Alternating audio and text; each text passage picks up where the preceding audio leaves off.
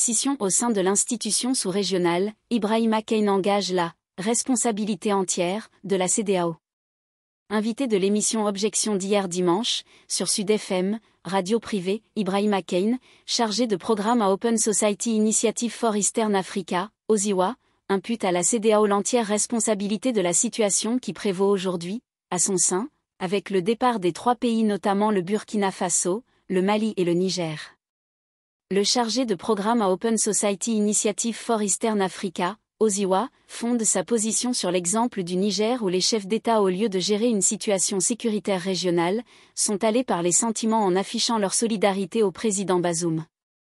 La situation actuelle qui prévaut au sein de la communauté économique des États de l'Afrique de l'Ouest, CEDEAO, avec le départ en son sein de 3 pays membres est de sa responsabilité entière, selon Ibrahima Keïne, chargé de programme à Open Society Initiative for Eastern Africa, OSIWA, qui était l'invité de l'émission Objection hier, dimanche 25 août sur les ondes de Sud FM sans radio, privée. La CEDEAO a une responsabilité entière dans ce qui lui est arrivé. Les 3 situations ne sont pas les mêmes, mais les résultats sont pratiquement les mêmes, a affirmé l'invité de Baye Oumar Gueye.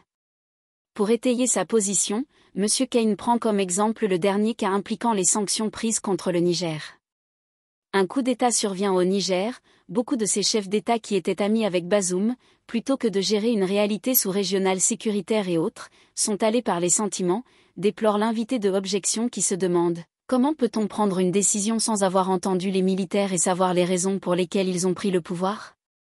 Une erreur, selon le chargé de programme Open Society Initiative for Eastern Africa, OSIWA de la part de tous les chefs d'État, à commencer par Tinubu qui est non seulement le président du Nigeria, mais celui du pays le plus puissant de la région. C'est pourquoi, à son avis, on devait écouter les Nigériens et puis, on devait sur la base de ce que le président du Niger aurait dit, voir quelles sont les mesures à prendre pour essayer de gérer la situation, ils ne l'ont pas fait. Ils ont pris les sanctions les plus extrêmes, alors que dans le texte de 2014 qui organise les sanctions au sein de la CEDEAO, on parle d'une graduation. L'invité de Baye Oumar Gueye a trouvé encore plus grave le fait que la commission de la CEDEAO n'ait pas vu cet activisme-là, lorsque les autres États membres ne respectaient pas les règles communautaires, citant en exemple les cas de la Guinée et de la Côte d'Ivoire où le premier selon lui avait énormément violé les règles de la communauté jusqu'à permettre à Alpha Condé de faire un 3e mandat. Même chose, dit-il, pour Alassane Ouattara, qui a fait un 4e mandat et cela n'a gêné personne. Pour lui, le fait d'avoir ciblé ces militaires-là, et d'avoir pris des sanctions contre la population, c'est imputable à la CEDEAO. Il faut souligner que ces sanctions étaient vues comme un moyen d'arrêter une hémorragie, puisque les coups d'État étaient alors considérés par certains comme une épidémie. Cependant, M. Keïne, lui, estime qu'on ne peut pas traiter les différentes maladies qui se présentent dans le corps de l'être humain de la même manière.